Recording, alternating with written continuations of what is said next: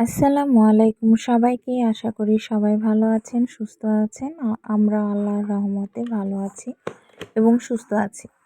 তো আজকে নতুন একটা ব্লগ নিয়ে হাজির হয়ে গেলাম। আশা করি আপনাদের সবার ভালো লাগবে। তো আমি সকালেই রান্না করি, যেহেতু আমার ছোট বাচ্চা, কেবল আমার ছোট বেবিটার বয়স ৩ মাস চলছে। তো ওকে নিয়ে আর কি দুপুরবেলা রান্না করাটা অনেক কষ্ট হয়ে যায়। তো যে কারণে আমি চেষ্টা করি সকালের দিকে রান্নাটা শেষ করে দেওয়ার, গাজর তাহলে খায়। সারাদিন আর প্যারা থাকে না। আর হ্যাঁ। এই তো বড় মেয়ে গাজর খাবে বায়না করছে, আমি তো জানিও খুব একটা খাবে না, কেন আমরাও তো তাও খাই। একটু কেটে দিলাম যে মানুষও যদি খায়। খায়। আর গাজর, শসা মানে সবজি জাতীয় আর কি যে খাবারগুলো বাচ্চাদের কি আর বড়দের কি সবার জন্যই শরীরের জন্য খুবই ভালো। তো আমার মেয়ে গাজর, শসা এগুলো কিন্তু এমনিতেও ও ভালোই খায়, কিন্তু মানে ভাবছিলাম যে খাবে কিনা, তো দেখি হ্যাঁ পরে খেয়ে নিয়েছে। আর এদিকে একটা সবজিও রান্না করে নিচ্ছি। এদিকে আমার মেয়ের খেলনা দিয়ে খেলছে, হাঁড়ি পাতিল। আর ওকে দেখলে আমার নিজের শৈশবের কথা মনে পড়ে যায়, যে আমরাও একটা সময় এরকম খেলনা দিয়ে খেলেছি।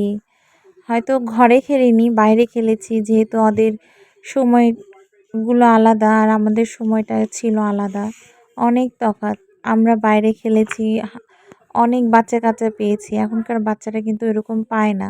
মানে মা-বাবারাই ওদের সঙ্গী। কারণ এখন ইন্টারনেটের যুগে বাচ্চাদের এমন একটা অবস্থা হয়েছে যে ওরা বাইরে গিয়ে খেলার যে একটা আনন্দ, এই জিনিসটাই হয়তো ওরা জানে না। তারপরেও আমি চেষ্টা করি আমার মেয়েকে পর্যাপ্ত খেলতে দেয়া বাহিরে।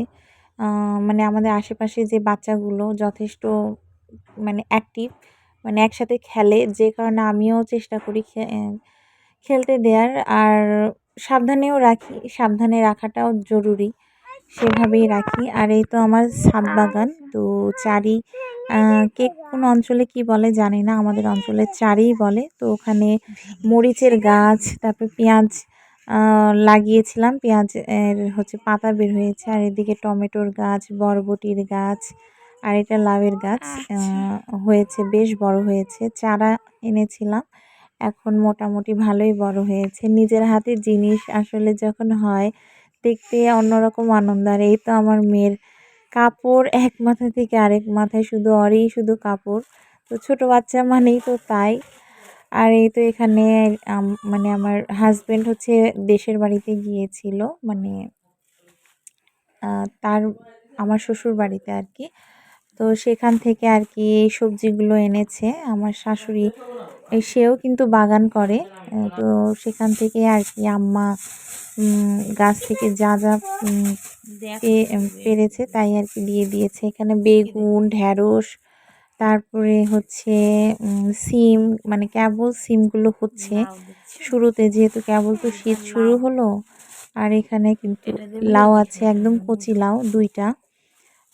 এই সবজি দেয় আমাদের জন্য সিম। অনেক বেশি, কারণ ২ জন মানুষ। বাচ্চারা তো ছোট, সিমগুলোর বিচিটা বড় মেয়ে ভালো তো দেখতেছি। একদমই ছোট। ও আর কয়টা কতটুকুই লাউ? খাবে। তো তারপরেও ফ্রেশ সবজি দেখলে না মানে অন্যরকম একটা ভালো লাগা কাজ করে। আমার তো তাই হয়। তো যাই হোক, ওইদিকে ওগুলো গুছিয়ে রেখে এসে এখন ছোট মেয়ের সাথে একটু খেলছি। আর বড় মেয়ে কিন্তু নেই, ও প্রাইভেটে দিয়েছি ওকে। যেহেতু ছোট বাচ্চা, ওকে নিয়ে বড়টাকে আর কি পড়ানোটা আমার জন্য অনেক কষ্ট হয়ে যায়। তো যে কারণে ওকে প্রাইভেটে দিয়েছি। দিয়ে এখন বাসায় এসে এখন ছোটটার সাথে খেলছি।